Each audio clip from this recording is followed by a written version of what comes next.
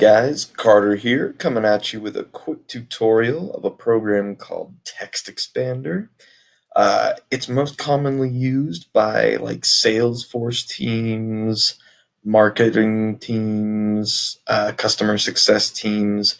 You also see it a lot in coding, very popular for saving little bits of code that you know you're going to use again and again and again. Things like, HTML buttons, stuff like that.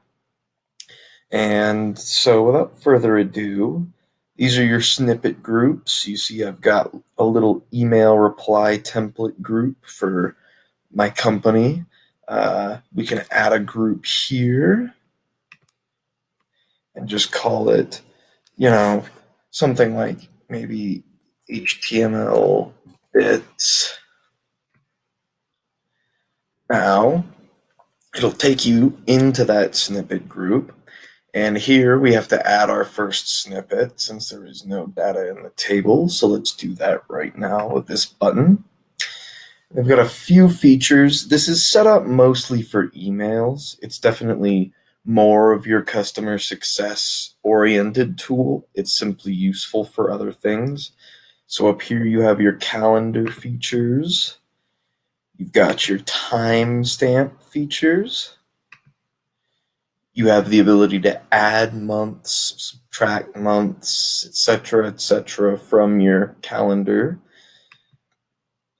You've got like a key sensitivity thing. You can sort of insert a key into the email already, which is kind of cool. To do that. Cursor position options, fill-in options, and then, space breaking options. So, real quick, since we're in HTML bits, let's just use this as a way to go ahead and try a little bit of code. So, let's say we're saving a generic heading, right? So,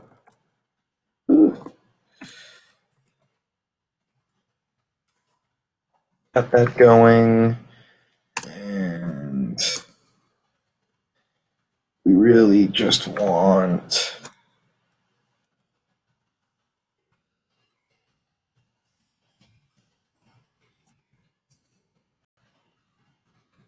right, and in here we could put all of like our style types. So like, car set. We could put our, usually wouldn't put a font in the head, but you could just save all of the generic HTML template stuff up here.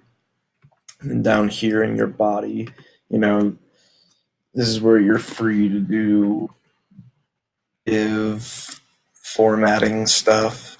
And for the sake of today, and I'm not really going to be programming anything for you, but you can use this to save formats for specific programs, which is very useful.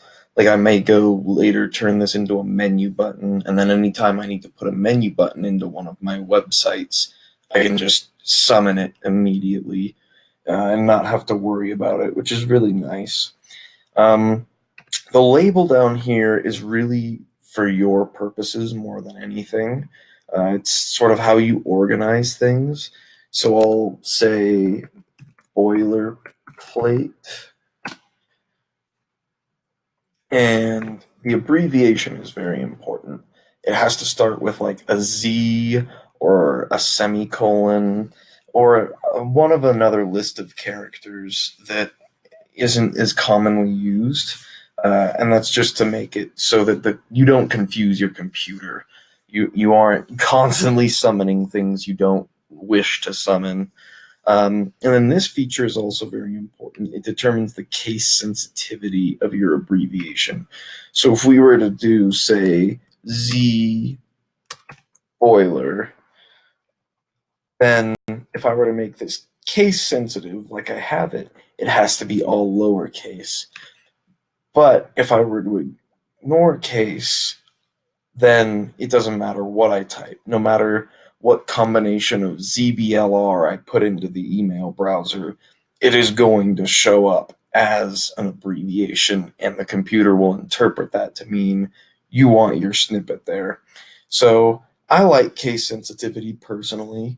It allows me to add just a little bit of extra something if I'm afraid a phrase might show up a little too often and cause confusion.